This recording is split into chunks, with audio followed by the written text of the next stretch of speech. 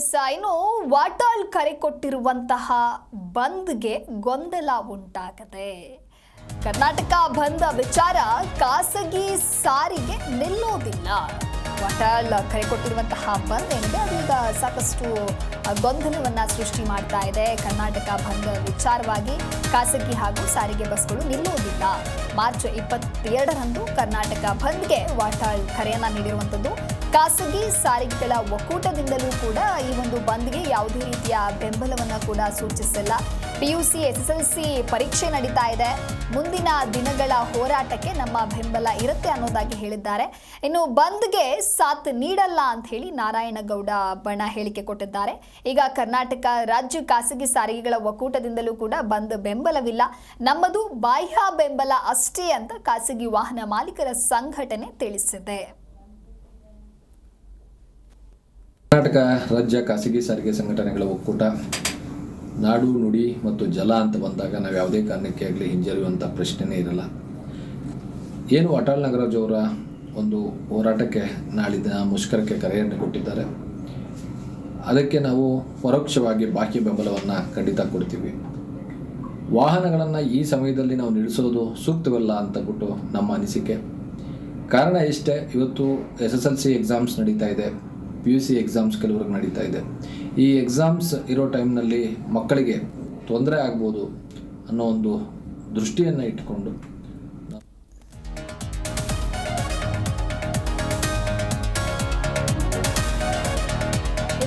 March 22ಕ್ಕೆ ಅಖಂಡ ಕರ್ನಾಟಕ ಬಂದ್ ಹಿನ್ನೆಲೆ ಇರುವಂಥಲ್ಲಿ ಇಂದು ಬೆಂಗಳೂರಿನಲ್ಲಿ ರಾಜಭವನಕ್ಕೆ ವಾಟಾಳ್ ಮುತ್ತಿಗೆ ಹಾಕಲಿದ್ದಾರೆ. ವಾಟಾಳ್ ನಾಗರಾಜ್ ನೇತೃತ್ವದಲ್ಲಿ ರಾಜಭವನದ ಮುತ್ತಿಗೆ ಹಾಕಲಾಗುತ್ತೆ. ಕನ್ನಡಿಗರ ಮೇಲೆ ಆಗ್ತಾ ಇರುವಂತಹ ದಬ್ಬಾಳಿಕೆಗೆ ಕಡಿವಾಣವನ್ನ ಹಾಕಬೇಕು ಅನ್ನೋದಾಗಿ ಮನವಿಯನ್ನ ಮಾಡಲಾಗುತ್ತೆ. ಮಧ್ಯಾಹ್ನ 12 ಗಂಟೆಗೆ ಮುತ್ತಿಗೆ ಹಾಕೋದಕ್ಕೆ ಒಕ್ಕೂಟ ಮುಂದಾಗಲಿದೆ. ಮರಾಠಿ ಪುಂಡರ ಹಾವಳಿ ಮತ್ತು ಶಿವಸೇನೆ ಪುಂಡಾಟಿಕೆಯ ಕಡಿವಾಣಕ್ಕೆ ಆಗ್ರಹಿಸ್ತಾ ಇದ್ದಾರೆ.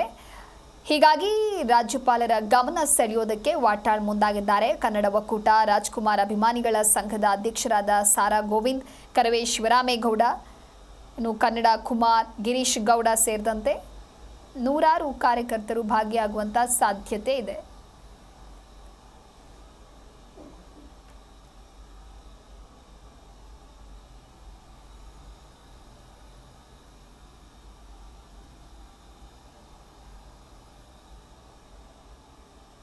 ಈ ಕುರಿತು ಹೆಚ್ಚಿನ ಮಾಹಿತಿಯನ್ನು ನೀಡಲಿದ್ದಾರೆ ನಮ್ಮ ಪ್ರತಿನಿಧಿ ಮಂಜುನಾಥ್ ದೂರವಾಣಿ ಸಂಪರ್ಕದಲ್ಲಿ.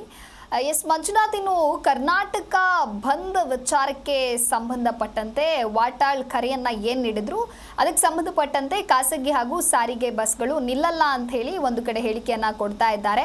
ಇನ್ನೊಂದು ಕಡೆ ಈ ಒಂದು ಬಂದ್ ಇರುವಂತ ಹಿನ್ನೆಲೆಯಲ್ಲಿ ಬೆಂಗಳೂರಿನ ರಾಜಭವನಕ್ಕೆ ವಾಟಾಳ್ ಮುತ್ತಿಗೆ ಹಾಕೋದಕ್ಕೆ ಸನ್ನದ್ಧರಾಗಿದ್ದಾರೆ. ಈ ಕುರಿತ ಡೀಟೇಲ್ಸ್ ಏನದ? ದಿವ್ಯ, ಖಂಡಿತವಾಗೂ ಕರ್ನಾಟಕದಲ್ಲಿ ಅದರಲ್ಲೂ ಬೆಳಗಾವಿಯಲ್ಲಿ ಮರಾಠಿ ಪುಂಡರ ಹಾವಳಿ ಹೆಚ್ಚಾಗಿರುವಂಥದ್ದು. ಶಿವಸೇನೆ ಏನಿದೆಯೋ ಅದರ ಕಾರ್ಯಕರ್ತರು ಕೂಡ ರಾಜ್ಯದ ಜನರ ಮೇಲೆ ಹಲ್ಲೆ ಮಾಡುವಂತ ಕೆಲಸ ಆಗ್ತಾ ಇದೆ. ಬೆಳಗಾವಿಯಲ್ಲಿ ಈ ಎರಡು ಒಂದು ಸಂಘಟನೆಗಳಿಂದ ಜನರ ಮೇಲೆ ಹಲ್ಲೆ ಆಗ್ತಿರುವಂತನ್ನ ಖಂಡಿಸಿ ವಾಟಾಳ್ ನಾಗರಾಜ್ ಅವರ ನೇತೃತ್ವದಲ್ಲಿ ಇದೇ ತಿಂಗಳ 22ಕ್ಕೆ ಕರ್ನಾಟಕ ಬಂದ್ಗೆ ಕರೆ ಕೊಟ್ಟಿರುವಂತದ್ದು. ಜೊತೆಗೆ ಪ್ರತಿಷ್ಠೆಯ ಒಂದು ರಾಜ್ಯದ ಜನರಿಗೆ ವಿಚಾರವಾಗಿ ನೋಡೋದಾದ್ರೆ ಇದು ಈ ಎರಡು ಸಂಘಟನೆಗಳ ಏನಿದೆಯೋ ಶಿವಸೇನೆ ಮತ್ತು MES ಪುಂಡರ ಹಾವಳಿ ಏನಿದೆ ಅದು ಪೂರ್ತಿ ಪ್ರಮಾಣದಲ್ಲಿ ಕಡಿವಾಣ ಬೀಳಬೇಕು. ಜೊತೆಗೆ ಗಡೀಪಾರನ್ನ ಮಾಡಬೇಕು ಎರಡು ಸಂಘಟನೆಗಳನ್ನ ಎನ್ನುವಂತ ನಿಟ್ಟಿನಲ್ಲಿ ಸದ್ಯಕ್ಕೆ ವಾಟಾಳ್ ನಾಗರಾಜ್ ಅವರು ಪ್ರತಿ ಬಾರಿಯೂ ಕೂಡ ಬೇಡಿಕೆಯನ್ನು ಸರ್ಕಾರದ ಮಟ್ಟದಲ್ಲಿ ಇಡ್ತಾ ಇದ್ದಾರೆ. ಆದ್ರೆ ಇದಕ್ಕೆ ಯಾವುದೇ ರೀತಿಯಂತ ಒಂದು ಸ್ಪಂದನೆ ಸಿಗದಂತಹ ಕಾರಣದಿಂದಾಗಿ ಜೊತೆಗೆ ರಾಜ್ಯದ ಜನರ ಮೇಲೆ ಬೆಳಗಾವಿಯಲ್ಲಿರುವಂತಹ ಕನ್ನಡಿಗರ ಮೇಲೆ ಹಲ್ಲೆ ಆಗ್ತಿರುವಂತದನ್ನ ಖಂಡಿಸಿ ಪದೇ ಹಲ್ಲೆ ಆಗ್ತಿರುವಂತದನ್ನ ಖಂಡಿಸಿ ಈ ಒಂದು ರಾಜ್ಯದ ಒಂದು ಬಂದ್ ಘೋಷಣೆ ಏನಿದೆ ಅದು ಪ್ರತಿಷ್ಠೆಯ ಕಣ ಆಗಿರುತ್ತೆ. ರಾಜ್ಯದ ಜನರನ್ನ ಉಳಿಸುವಂತದ್ದಾಗಿರುತ್ತೆ. ಕನ್ನಡಿಗರನ್ನ ಕೆಣಕಿದವರಿಗೆ ಸರಿಯಾದ ಪಾಠ ಎನ್ನುವಂತ ನಿಟ್ಟಿನಲ್ಲಿ ಕರೆ ಕೊಟ್ಟಿರುವಂತದ್ದು. ಇದರ ಜೊತೆಗೆ ಇವತ್ತು ಇದೇ ವಿಚಾರವಾಗಿ ಮುಂದುವರೆದ ಭಾಗವಾಗಿ ಜೊತೆಗೆ ರಾಜ್ಯಪಾಲರನ್ನ ಗಮನ ಸೆಳೆಯಬೇಕು ಎನ್ನುವಂತ ನಿಟ್ಟಿನಲ್ಲಿ ರಾಜಭವನವನ್ನ ಮುತ್ತಿಗೆ ಹಾಕ್ಲಿಕ್ಕೆ ಮುಂದಾಗ್ತಿರುವಂತದ್ದು. ವಾಟಾಳ್ ನಾಗರಾಜ್ ಅವರ ನೇತೃತ್ವದಲ್ಲೇ ಸಾಕಷ್ಟು ಸಂಘಟನೆಗಳು ಭಾಗಿಯಾಗ್ತಾ ಇದ್ದಾವೆ. ಅದರಲ್ಲೂ ಕನ್ನಡ ಪರ ಸಂಘಟನೆಗಳಾದ ಕರವೇ ಸೇರಿದಂತೆ ಇನ್ನಿತರ ಸಂಘಟನೆಗಳು ಸಾಕಷ್ಟು ಸಂಘಟನೆಗಳು ಭಾಗಿಯಾಗ್ತಾ ಇದಾವೆ.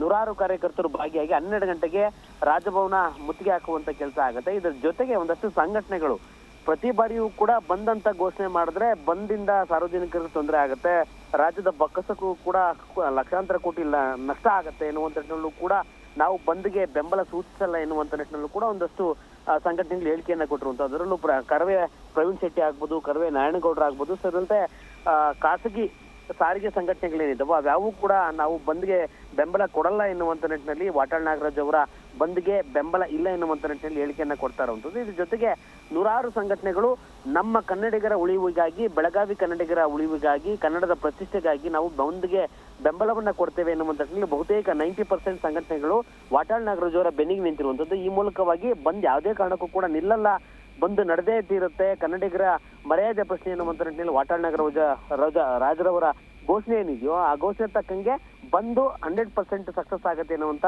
ಅಭಿಪ್ರಾಯವನ್ನು ವಾಟಾಳ್ ನಾಗರಾಜ್ ಅವರು ವ್ಯಕ್ತಪಡಿಸಿರುವಂತದ್ದು. ಅದರಲ್ಲೂ ಪ್ರಮುಖವಾಗಿ ಇವತ್ತು ರಾಜಭವನ ಮುತ್ತಿಗೆ ಎನ್ನುವಂಥದ್ದು ಏನಿದೆಯೋ ಆ ಮುತ್ತಿಗೆ ಸಂಬಂಧಪಟ್ಟಾಗ ಸಾಕಷ್ಟು ಪೌಡರ್ ಈಗಾಗಲೇ ಸರ್ಪಗಾವಲನ್ನ ಸುತ್ತಲೂ ಹಾಕಿರುವಂತದ್ದು. ಈ ಮೂಲಕವಾಗಿ ವಾಟಾಳ್ ನಾಗರಾಜ್ ಅವರು ಸ್ಥಳಕ್ಕೆ ಹೋಗ್ತಿದ್ದಂಗೆ ಅವರನ್ನ ಬಂಧಿಸಿ ಕರ್ಕೊಂಡು ಹೋಗುವಂತ ಕೆಲಸ ಕೂಡ ಆಗುವಂತ ಸಾಧ್ಯತೆ ಇದೆ. Divya. Okay, thank you Manjunath ನಿಮ್ಮೆಲ್ಲ ಮಾಹಿತಿಗಾಗಿ.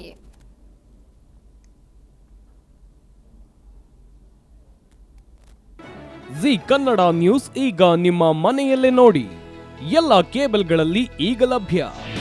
ನಿಮ್ಮ ನೆಚ್ಚಿನ ಜಿ ಕನ್ನಡ ನ್ಯೂಸ್ ಈಗ ಸನ್ ಡೈರೆಕ್ಟ್ ನಲ್ಲಿ number 292, Tata play number 1664, Jio TV number 1334, NXT digital number 30, in cable number 30, city networks 51, U digital number 162, GTPL number 17, Rockline telecommunications number 42, Shri Basaveshwara cable number 168, rural cable network 60, Vinayaka digital 57, Abhishek cable 821, city channel 53, Siddeshwara cable network 57, V4 digital Infotech 628, Surya digital networks 53, Gajanan digital number 836, Malnad infotech private limited number